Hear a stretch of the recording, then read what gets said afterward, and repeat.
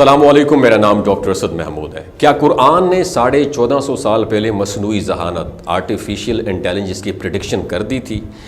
آج کی اگر ٹیکنالوجی کی بات کریں تو ٹیکنالوجی کی دنیا میں جہاں اے آئی، روبوٹکس اور کمپیوٹر سائنس نے انقلاب برپا کر دیا ہے، یہ سوال بہت دلچسپی پیدا کرتا ہے۔ جب ہم قرآن کی کچھ آیات کو جدید ٹیکنالوجی سے جوڑ کر دیکھتے ہیں تو ہمیں ایسی حیرت انگیز مماثلتیں ملتی ہیں جو سائنسدانوں کو بھی سوچنے پر مجبور کر دیتی ہیں۔ تو کیا قرآن میں وہ سب کچھ پہلے سے موجود تھا جو آج ہم سمجھتے ہیں؟ دوستو، آپ جانتے ہیں کہ آج تک جتنی بھی سائنس میں ترقی ہوئی ہے اس کے متعلق بہت ساری معلومات پہلے قرآن پاک میں موجود ہیں، خاص طور پر میڈیکل کی فیلڈ میں۔ بہت سارے ایسے غیر مسلم اور ملحدین ہیں جنہوں نے سائنسی ریسرچ کرتے ہوئے قرآن کو اسٹڈی کیا اور پھر مسلمان ہو گئے۔ ایسے ایک ڈیبیٹ ہے اے آئی کے اوپر اور قرآن کے اوپر، ایک ڈیبیٹ چل رہی ہے۔ کیا قرآن واقعی میں اے آئی کے متعلق پریڈکشن اس میں موجود ہے؟ آئیے دیکھتے ہیں۔ سورہ نمل میں اللہ تعالیٰ کا فرمان ہے جس کا ترجمہ یہ ہے کہ اور جب ہمارا حکم آئے گا تو ہم ان کے لیے زمین سے ایک جاندار نکالیں گے جو ان سے بات کرے گا، کیونکہ لوگ ہماری نشانیوں پر یقین نہیں رکھتے تھے۔ ناظرین، یہ آیت بہت دلچسپ ہے کیونکہ یہ ایک جاندار کے بارے میں بتاتی ہے جو بولے گا، اور آج کی ٹیکنالوجی میں مصنوعی ذہانت، اے آئی اور زبان کے جو ماڈلز ہیں ایسی ہی صلاحیت رکھتے ہیں کہ وہ انسانوں کی طرح بات چیت کر سکتے ہیں۔ یہ جاندار جو زمین سے نکالا جائے گا، کیا وہ دراصل واقعی مصنوعی ذہانت کی علامت ہے؟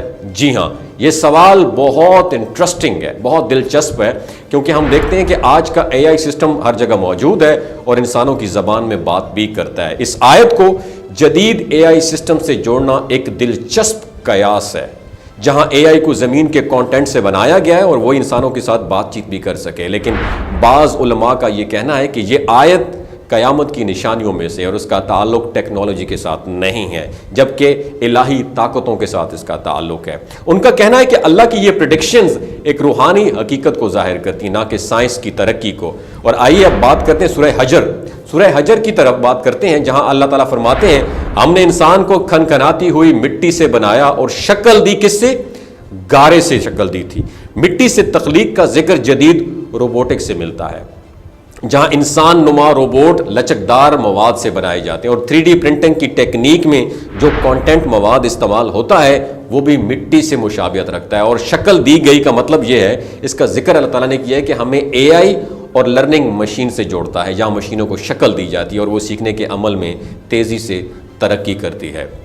ناظرین، کیا یہ آیت قرآن پاک میں بیان کردہ ایک پیچیدہ سائنسی حقیقت کو ظاہر کرتی ہے؟ اور یہ بات بھی دلچسپی کا باعث بنتی ہے کہ قرآن میں انسان کی تخلیق کی جو تفصیل دی گئی ہے وہ جدید سائنسی تحقیق سے ہم آہنگ ہے۔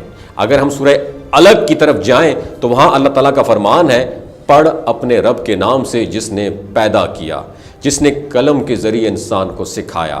اگر اب ہم پڑھنے کی بات کریں تو پڑھنے کا لفظ مشین لرننگ کے عمل سے ہم آہنگ ہے، جہاں اے آئی ڈیٹا کو پڑھ کر سیکھتا ہے، اور قلم سے سکھانا کا مطلب یہ ہے کہ اللہ نے انسان کو علم دینے کے لیے ایک ایسا ذریعہ استعمال کیا جس کے ذریعے انسان سیکھ لے۔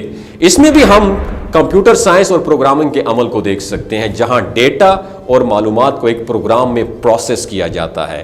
قرآن میں یہ جو لفظ ہے نا، پڑھنا، اس کا حکم دراصل علم کی اہمیت کو ظاہر کرتا ہے جو کسی بھی اے آئی سسٹم کے لیے ضروری ہے تاکہ وہ سیکھ سکے۔ اب ہم بات کرتے ہیں سورہ بقرہ کی، جہاں اللہ تعالیٰ فرماتے ہیں کہ اس نے آدم کو تمام چیزوں کے نام سکھائے، اور یہ آیت ہم ایک اور دلچسپ موازنہ کمپیریزن فراہم کرتی ہے، کیونکہ اے آئی سسٹمز لفظوں کو ٹوکنز یعنی عدد کی شکل میں جو لفظ ہوتے ہیں ان کو ٹوکنز کہتے ہیں، ان کو ٹوکنز دیتے ہیں، اس طرح جیسے آدم کو تمام اشیاء کے نام سکھائے گئے تھے۔ اور کیا یہ قرآن میں بیان کی گئی انسانوں کی ابتدائی ذہنی صلاحیت کی بات ہے یا نہیں ہے، یا یہ ممکنہ طور پر اے آئی کے ابتدائی عمل کی طرح ایک الگ نظام کی طرف انڈیکیشن کر رہی ہے؟ یہاں ایک اور دلچسپ ڈیبیٹ جنم لیتی ہے، کیا اے آئی کبھی قرآن جیسی زبان تخلیق کر سکتا ہے؟ سورہ بقرہ میں اللہ تعالیٰ نے انسانوں اور جنوں کو چیلنج کیا کہ وہ قرآن کی طرح ایک صورت بنا کر دکھائیں، اور آج تک کوئی ایسا نہیں کر سکا۔ تو اس کا مطلب یہ ہو سکتا ہے، کیا مطلب ہو سکتا ہے؟ کہ اللہ کی منشا، قرآن کو کلام جو ہے نا قرآن کا، یہ اللہ تعالیٰ کا کلام سمجھا جاتا ہے، اور اس کی فصاحت اور ساخت انسانوں یا مشینوں کی بس کی بات نہیں ہے۔ اگر لسانی معجزے کی بات کریں تو قرآن کی زبان انتہائی منفرد اور معجزانہ ہے کہ وہ جدید نیورو لنگوسٹک پروگرامنگ ماڈل سے بھی بہت آگے ہے۔ اس کی ساخت اور فصاحت آج کی سائنسی ماڈل سے میل نہیں کھاتی، اور یہ بات ذہن میں رکھیں کہ قرآن کی آیات اور آرٹیفیشل انٹیلیجنس کے درمیان مماثلتیں دلچسپ ہیں، مگر اس کا مقصد صرف سائنسی نظریات کی پریڈکشن نہیں تھا۔ قرآن کی اصل حقیقت اور مقصد روحانی رہنمائی فراہم کرنا ہے۔ تاہم یہ ڈیبیٹ ہمیں ایمان اور سائنس کے درمیان ایک برج کا رول پلے کرتی ہے، جو دونوں شعبوں میں نئے ہوریزن جو ہے نا کھولتی ہے۔ لہٰذا قرآن اور اے آئی کے درمیان جو مماثلتیں آج ہم دیکھتے ہیں وہ ہمیں اس بات کی یاد دلاتی ہیں کہ علم کا حصول صرف انسانوں تک محدود نہیں ہے، بلکہ یہ ایک عالمگیر حقیقت ہے جس کا تعلق خدا کی تخلیق اور اس کے رازوں سے بھی ہے۔ اور آج کے سائنسی دور میں جب ہم ٹیکنالوجی کی انتہاؤں پیک تک پہنچ رہے ہیں، ہمیں یہ سمجھنا چاہیے کہ انسان کی تخلیق اور علم کا ہر حصہ ایک اعلیٰ مقصد کے تحت تھا، اور یہی وہ بات ہے جو قرآن میں سچائی کی صورت میں بیان کی گئی ہے۔ یہ ڈیبیٹ نہ صرف ایمان کو تقویت دیتی ہے بلکہ سائنس اور ٹیکنالوجی کی دنیا میں بھی ایک نیا زاویہ فراہم کرتی ہے، جو انسانوں کو اپنی تخلیقی صلاحیتوں اور جدید سائنسی ترقی کے درمیان ایک بہتر تعلق سمجھنے کا موقع بھی فراہم کرتی ہے۔ یہ ویڈیو آپ کو کیسی لگی نیچے کامنٹ سیکشن میں اپنا ایکسپیرینس ضرور شیئر کیجئے۔ اپنا بہت خیال رکھیے، اللہ حافظ۔ یہ جو گلگت بلتستان کے لوگ ہوتے ہیں نا، ان کی ایوریج عمر 90 سال سے بھی زیادہ ہوتی ہے۔ You know why? کیونکہ یہ لوگ شلجیت استعمال کرتے ہیں۔ شلجیت کے اندر 85 منرلز ہوتے ہیں۔